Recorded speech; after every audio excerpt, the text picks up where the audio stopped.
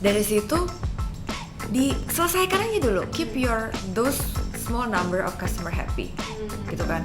I admire mereka punya vision, tapi at the same time juga, wah, your first step adalah to educate. Dan yang namanya custom itu nggak selalu harus diselesaikan dengan tech or automation. Itu dibutuhkan jika memang trafficnya cukup tinggi, frekuensi melakukannya cukup tinggi. Human udah nggak mungkin nih untuk ngelakuin ini. Mengolah ini udah nggak mungkin. Iya gitu, nggak masuk akal. Hi, I'm Italo Gani. I'm Zahra, and you are watching Impact Talk, where we have in-depth conversation about building and growing startups. with the people that was there from the start. No fluff, no sparkling stuff. We dive in and tease out valuable insights and applied knowledge from our created guests. So that you can grow your startup and build successful company that will last. So, get ready to catch because someone is about to drop some wisdom. This is Impact Talk by Impact 2. This podcast is supported by Kominfo, WGS Hub, and Panasonic. Kita masuk ke episode kedua. Tadi kita sebenarnya sudah discuss banyak lebih mengenai talking to the customer. Kita ngobrol soal segmentation, prioritization in terms of segment. Ini yang banyak pertanyaan founder nih ya Mbak Maria ya, adalah mengenai kalau kita udah punya produk A, terus gue pingin bikin produk lagi yang kayak supaya LTV kita lebih panjang, harus bikin produk ini dong, upsell dong gitu kan. Secara bisnis dilihatnya mungkin seperti itu. Kalau dari sisi produk ya, menentukan oke, kita harus build another product nih, udah yang ini udah settled, itu matriksnya biasanya gimana sih to know produk yang ini udah settled untuk kita create new product? Itu dulu mungkin pertanyaannya dari situ dulu. Jadi sebenarnya sih kita lihat growing demand itu paling enak. Misalnya kita udah punya core product misalnya gitu ya, ternyata klien-klien existing kita bahkan meminta sesuatu value added services. Contoh, misalnya kita udah punya produk pembukuan misalnya gitu ya, kita udah punya produk pembukuan tapi ternyata klien kita bilang gini, bisa nggak sih kita juga minta analytics? Ada nggak fitur analytics dalam hal ini? Terus kita pikir-pikir, analytics sebenarnya bikinnya rada susah, terus sebenarnya potentially buat jadi premium feature gitu. Terus apalagi selain analytics apalagi misalnya gitu kan. Bisa custom warnanya, logonya bisa di custom, bisa jadi kayak seakan-akan kita bisa bikin white label dari si jurnal ini misalnya. Oh ya udah, nah itu kita bisa list it down dan kita bisa decide sebenarnya oke, kita mau bikin sesuatu dan ini bisa punya cara monetisasinya juga. Itu cara paling enak sebenarnya. Cara paling enak kita ketika building relationship dengan klien kita, maka klien kita tuh akan, kalau dia percaya ya sama kita ya, dia bakal nanya gitu loh, bisa nggak sih kau bikinin ini buat saya gitu. Sama aja kayak misalkan kita punya penjahit gitu ya, kita biasanya ngejahit baju sama dia, terus suatu hari bisa nggak kalau jahit kebaya juga bu, misalnya gitu. Oh bener juga ya bisa sih jahit kebaya misalnya gitu. Nanti saya pikir-pikir dulu gimana caranya. Nah jadi ini juga sama, paling enak itu adalah dari growing demand yang ditemukan dari existing client. Terus kalau existing client gak minta apa-apa, puas-puas aja gimana gitu kan. Hunting dalam artian gini, ketika kita lagi punya sales approach gitu kan, biasanya ketika kita tanya nih problem, kan ada dua tipe sales.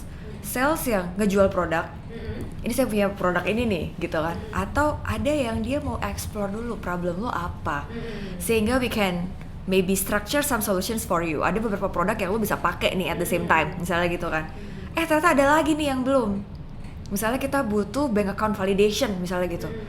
Semuanya udah ada nih tapi bank account validationnya nggak punya, katanya gitu. Terus ternyata kita juga nggak punya nih produk bank account validation misalnya.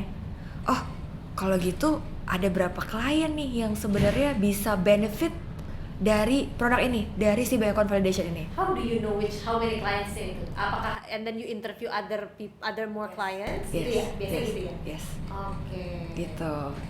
Bisa gini, you interview 10 gitu ya. Berapa sih validationnya roughly ya? Berapa yang bisa dibilang kayaknya nih banyak nih yang punya the same problem? Sebenarnya kita ngeliat tuh dari pipeline dan realization. Jadi pipeline itu gini, pipeline tuh siapa tipikal klien yang butuh sama nih produknya kayak gini.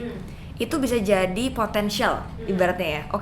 Potensial market kita berapa? Biasanya gitu kan. Potensial market ada berapa orang atau ada berapa klien misalnya gitu. Nah, dari situ terus yang bener-bener mau pakai berapa nantinya gitu. Nah, itu mau gak mau kita harus approach. Dan tergantung matriks kamu mau pakai apa. Mau pakai jumlah klien bisa, jumlah transaksi misalnya gitu, jumlah value-nya, order value, transaction value, apa value itu juga bisa. Nah disitulah kamu bisa bilang bahwa oke, this is potential based on the pipeline.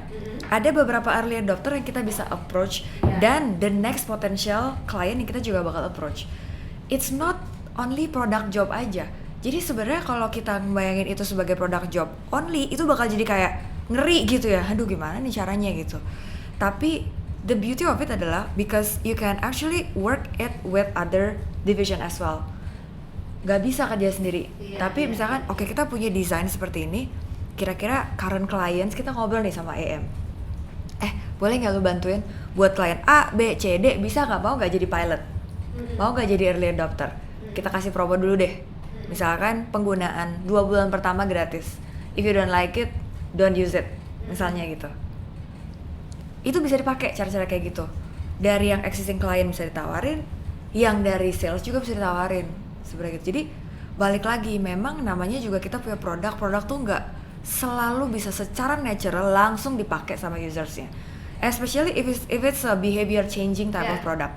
Jadi kita juga harus punya approach gitu ke merekanya. Nah kalau ditanya kapan waktunya, balik lagi demand-nya udah ada apa belum. Kecuali ada visioner founder yang memang mereka itu mau meng-create demand-nya. Tapi that's very biasanya itu agak market education is tricky ya. Biasanya tuh aku tuh suka punya mixed feeling kalau ada yang kayak gitu-gitu, atau misalkan topiknya tuh indah banget kayak misalkan reducing carbon misalnya gitu ya. Carbon decrease misalnya, sesuatu yang berhubungan dengan environmental causes gitu. Wah, ini bagus banget sih gitu. Tapi gimana ya cari orang yang mau pakai, seberapa banyak orang yang benar-benar peduli tentang ini, apalagi demografi kita masih kayak ibaratnya orang-orang yang pekerja gitu loh, yang tujuannya kayak memenuhi kebutuhan sendiri dan keluarga. Mereka peduli nggak sih sama lingkungan misalnya kayak gitu. Kadang aku juga sebenarnya akan susah untuk menjawab ketika pertanyaannya itu dari founder-founder yang visioner kayak gini. I admire mereka punya vision, tapi at the same time juga your first step adalah to educate. Tapi itulah biasanya calon-calon behavior changing innovation yang terjadi. Contoh dulu ketika mungkin company kayak Doku gitu ya, sebagai salah satu pioneer di payment gateway company di Indonesia, orang nggak tahu payment gateway itu apa gitu.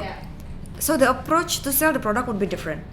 Dulu kalau aku denger sales-salesnya Doku generasi awal, mereka bilang kayak gila ya, setiap gua dateng gua harus ngejelasin dulu nih manfaatnya apa, pakainya gimana, kenapa mereka harus bayar kita misalnya kayak gitu. If they can go directly to the bank, why they need us misalnya kayak gitu. Jadi susah gitu to educate the market. Tapi giliran people already know, especially in the time of pandemic, ketika semuanya online, ya udah begitu dikasih tahu ini payment gateway, langsung kayak oh iya betul boleh silakan gitu kan. Jadi it's creating demand tuh agak berat sebenarnya. Harus ada momentum yang kayak pandemic is actually a momentum yang blessing in disguise somehow untuk kita di startup gitu ya, karena banyak yang ya memang tadi harus transacting online semuanya gitu ya. Jadi it's very easy to educate the market in this sense gitu ya. Nah tapi balik lagi tadi kan sempat ada dibilang kayak berapa berarti mungkin kalau misalnya udah ada banyak gitu kan, berarti emang ini needs-nya dibutuhkan gitu kan untuk kita develop the product. Tapi ada beberapa yang pasti akan butuh ternyata ini jadi customization gitu ya. Ada nggak sih, do you have that case yang when you talk to the customer, I have this value added services yang gue butuh, tapi this becomes like a customization somehow yang akhirnya nggak applicable for others gitu. Nah ini banyak banget B2B startup kita yang punya masalah ini gitu kan. Correct. Menghindarinya gimana sih, Mbak? Ada yang bisa dihindari, ada yang tidak. Unfortunately, soalnya gini, kadang tuh yang namanya custom itu inevitable. Custom itu inevitable, especially if you're dealing with a large enterprise. Jadi perusahaan-perusahaan gede, mereka misalkan contoh satu yang mudah tapi sering banget diminta custom ya, report ya. Betul sekali. Iya kan, report maksudnya gini, bank punya report nih, reportnya bank itu bahkan udah standar mungkin seluruh dunia, MT940, MT942, berapapun sekarang diganti jadi CAMT misalnya gitu ya. Jadi segitu yang sudah standardized aja, mau gak mau some companies need to do something, bikin parser, bikin converter to be able to actually accept that. Tapi kalau minta ke bank, tolong dong reportnya diganti, nggak mungkin dong. Gitu ya. Tapi kalau ke fintech banyak nggak permintaan seperti itu? Banyak banget. Misalnya kayak gitu. Nah, report ini bisa menjadi dua contoh yang berbeda. Contoh yang berbeda gimana? Bisa nggak dari semua permintaan itu kita generalisir dalam sebuah bentuk akhirnya? Bisa nggak sih nanti ke depannya customer itu bisa, kita punya the whole basis data, tapi kita bisa select and then they generate the data that they need. Iya, misalnya gitu. Bisa tuh solusi kayak gitu. Nah, terus kalau yang nggak bisa, yang harus di-tailor banget, gak bisa kita kayak gitu, gak mau kita pakai dashboardnya, maunya pakai SFTP, dikasih API juga gak mau, misalnya gitu. Ya, pokoknya banyak yang kayak gitu nih, masalahnya B2B tuh gitu.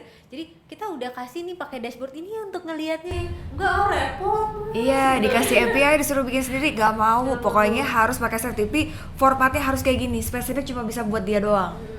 Nah, itu yang berat sebenarnya, itu yang berat. Tapi kalau di Sendit akhirnya gimana? Awalnya sih kita nggak mau ya, kayak gitu ya. Maksudnya, SFTP another maintenance, another product gitu kan. Maksudnya setiap ada produk baru, setiap ada maintenance baru, berarti it's another cost juga gitu loh. Ya nggak bisa dong semua company kita pakein custom iya nggak scalable gitu kan. Setiap ada ini harus baru gitu. Akhirnya kita punya satu divisi sendiri namanya report. So they will be the one who actually think of ini custom report ini apakah ada yang bisa disamakan ke depannya, tapi prosedurnya sama, misalkan melalui SFTP misalnya gitu, download, upload, generating with the same fields, the same format, atau ini benar-benar harus detail satu persatu banget. Nah, mereka akan lakukan research di situ. So what I do adalah I give the requirements to them. Ini loh ada 3 klien yang minta custom report. Yang si A begini, si B begini, si C begini, kesamaannya di sini. At one point, kalau aku ngeliatnya ya, they can actually figure out gitu. Sebenarnya yang paling baik di custom tuh apanya sih? Misalnya waktunya, kapan sih ini harus di-download dan di-upload gitu. Oh, ada yang mintanya UTC plus something misalnya gitu. Atau mereka mintanya dikirimnya per berapa jam sekali misalnya gitu. Nah, berarti kan mereka harus punya that configuration works. Jadi nggak perlu setiap report yang harus manually generated itu semuanya end to end-nya harus dimanualin dari depan. Berarti gitu. Kalau aku sih ngeliatnya gitu ya. Jadi permintaan custom itu bisa leading to 2 hal. Kalau secara summary ya. Yang satu memang ya udahlah nggak bisa diapa-apain lagi. You have to custom it. Tapi you have to consider what is it. After you custom it, you maintain it, you create, you maintain. What is it? Gitu loh. Jangan sampai ketika kamu udah bikinin, terus ujung-ujungnya they just like go in like 1-2 years. Gitu kan. Configuration, tadi menarik kata-kata di-configure ya. Jadi dicari sebenarnya apa yang bisa disamakan in terms of the mungkin kayak tadi ada durasi atau apa, itu dicari configuration-nya gitu ya, dibikinnya. Oke. Faktornya, elemennya gitu kan ya. Itu quite important nih buat teman-teman yang punya experience banyak yang minta customize. I think cari ya sesuatu yang bisa dibikin jadi configuration ya sebenarnya ya gitu ya. Nah, menemukan itu tuh nggak gampang. Nggak gampang. Sayangnya most of the time itu cuma bisa ditemukan dari jam terbang, dari experiences gitu. Jadi kalau awal-awal masih bingung, kalau kata aku sih kalau masih bingung ya jangan berhenti. Refine terus-terusan refine gitu. Dikumpulin use casesnya, baru at one point you can actually build something Yang di-configure tadi. Yang configurable. Iya, sebenarnya gitu. Karena di aku juga, maksudnya Sendit juga kan, kalau aku lihat Sendit gitu ya, it's not at the start we already have thought about it, gitu kan. Ketika there's a growing demand of this custom report, for example, akhirnya kita jadi berpikir, wah baik juga ya, kalau kita bikin terus-terusan kayak begini terus, capek dong. Setiap quarter ada aja nih kerjaan begini-beginian, ngabisin waktu, nggak scalable apa segala macam. So we have to strategize that more. Gitu. Dan banyak hal lainnya. Nah, yang lebih susah kalau memang permintaannya super duper beda. Kita membangunkan sesuatu untuk sebuah klien. Gitu. Kalau itu sih, kalau menurutku ya, kalau ditanya aku punya nggak klien yang kayak gitu, ada. Satu tapi. Aku coba satu. Gitu. Kalau bisa enggak. Kalau bisa enggak. Iya gitu. Kalau bisa di push back kalau yang kayak gitu. Oke. Aku tapi cuma satu. Nah, ngomongin tadi satu klien gitu ya, tapi memang demand-nya kadang-kadang ya klien ada aja yang mungkin minta untuk ya gue kalau lu mau deal sama gue butuh bikin inilah gitu kan ya. Jadi sebenarnya nggak bisa juga, tadi kita sempat ngobrol dikit, nggak bisa juga disalahin ke satu sisi di mana kayak ya nggak bisa, gue kan mau jualan gitu, sometimes that happens ya. Gimana sih dinamikanya gitu ya antara within the team, and then you also explain tadi bahwa it's not a work of just a product team, tapi ada juga sales dan lain-lain. Biasanya how's the dynamics, apalagi di B2B startup yang banyak customization kayak gini gitu. Betul. The sales dan the product nih gimana sih dinamikanya? Ada satu lagi, solution. Ada solution team. Jadi solution team ya. Iya, waktu awal-awal kita emang nggak punya solution team, tapi lebih makin kesini gitu ya, kita dealing with more complex clients profile juga, kita butuh solution team. Nah, solution team ini tujuannya buat apa? Buat understanding kita tuh punya product suite apa aja yang bisa di kayak plug and play gitu kan, mana yang bisa diambil as a puzzle piece untuk menjadi sebuah solution yang lengkap tanpa kita harus banyak mengeluarkan custom. Nah, kita juga membangun produk kita akhirnya menjadi lebih modular, dalam artian kamu mau minta balance gitu, kamu mau tahu balance kamu setiap menit, ini kamu bisa hit our API using this, so you don't have to open your dashboard, kamu bisa pakai API khusus untuk balance, misalnya gitu. Kamu mau punya tailored reports, there's this API untuk bisa mengenerate your own reports regarding your needs juga. Ada beberapa tipe report bahkan yang kita sudah siapkan buat kamu, balance report, transaction report, any reports misalnya kayak gitu. Jadi produknya akhirnya juga bisa dibikin secara lebih modular, sehingga ketika klien mau pakai itu bisa langsung. Sebenarnya mereka cuma pakai produk remittance doang, tapi balance ngambil dari sebelah, bank account validation ngambil dari sebelah, report ngambil dari sebelah gitu. Akhirnya bisa seperti itu. That solution team yang tahu semua produknya ada apa aja, jadi sebenarnya bisa diambil dari sebelah apa sih gitu ya? Yes. Jadi kadang sales juga kan dia punya keterbatasan, they're just human. Sama juga dengan aku, mungkin I only know sometimes gitu about my domain gitu kan. Jadi ketika sales ngajak aku doang, kepala aku udah pikirnya, wah jangan-jangan ini harus custom nih, misalnya kayak gitu. Tapi kalau misalnya ada solution team, they already know about everything in the product.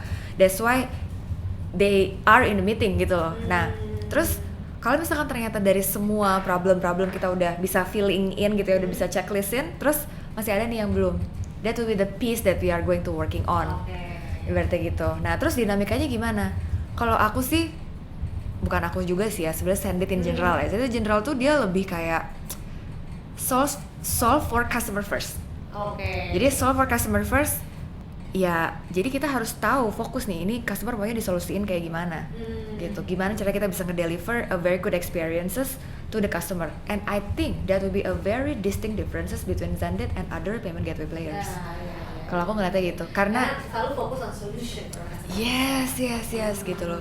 Jadi kalau aku tuh ngelihatnya beda aja gitu di handle sama sales-salesnya Sendit, terus salesnya Sendit juga ke kita tuh mereka tuh juga pinter gitu loh. Maksudnya mereka tuh juga jago gitu. Jadi ketika mereka tuh juga jago gitu. Jadi aku tuh ngerasanya mereka udah punya detail what the customer needs gitu dari sisinya kita. Ini udah bisa dipenuhi, ini mesti butuh SOP, ini mesti apa gitu-gitu.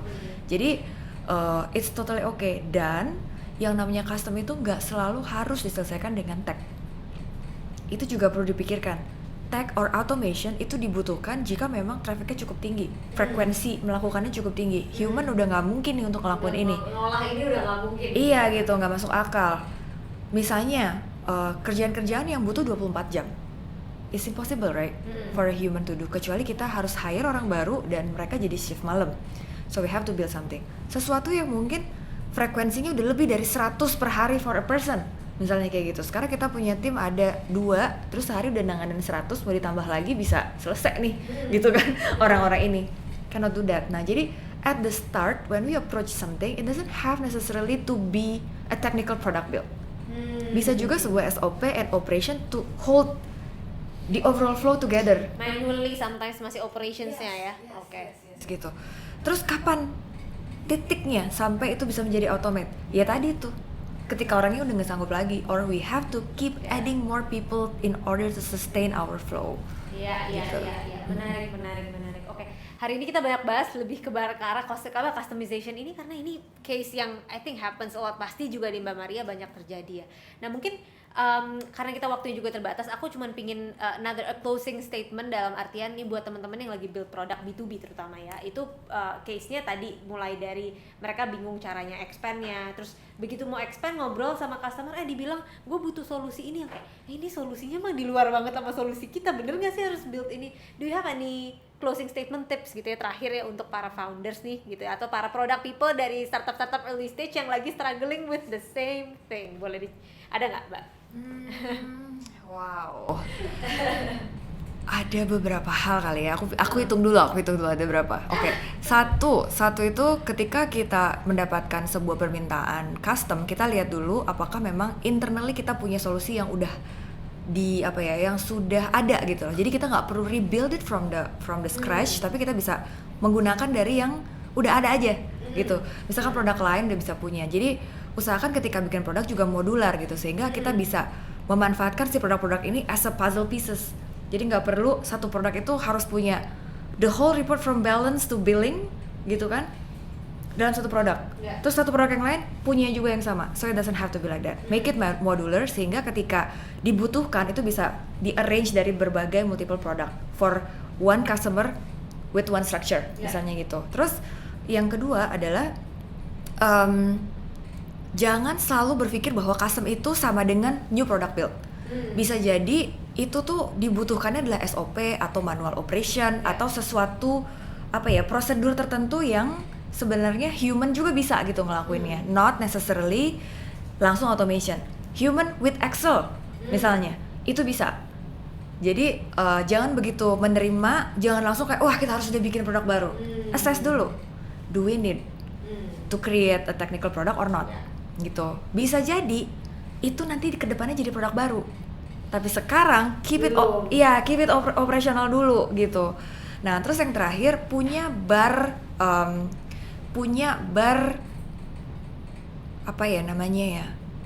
bar penentu sebenarnya seberapa gede yang mau kita dapatkan ketika kita membuatkan sesuatu very custom for this client. Jadi biasanya dari tempatnya sales kita suka tanya, seberapa besar? Seberapa sih meaningful deal sampai kita harus jatuh bangunin sesuatu buat lo? What would be the impact? Is this the branding impact? Is this the money impact or apa? Gitu. Jadi how big kayak matrix tertentu yang kita harapkan supaya kita itu mau untuk ngebangun dan nge-maintain. Sebenarnya gitu.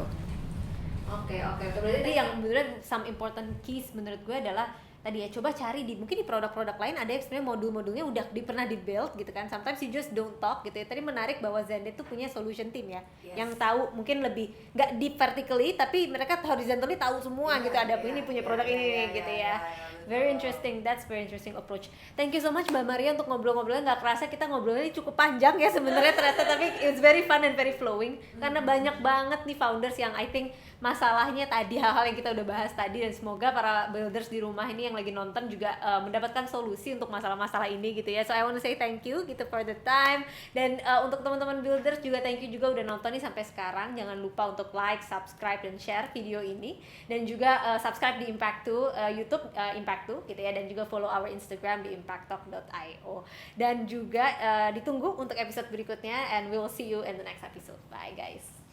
Hi guys, don't forget to follow us on our social media and stay tuned for our upcoming practical knowledge videos only at Impact Talk.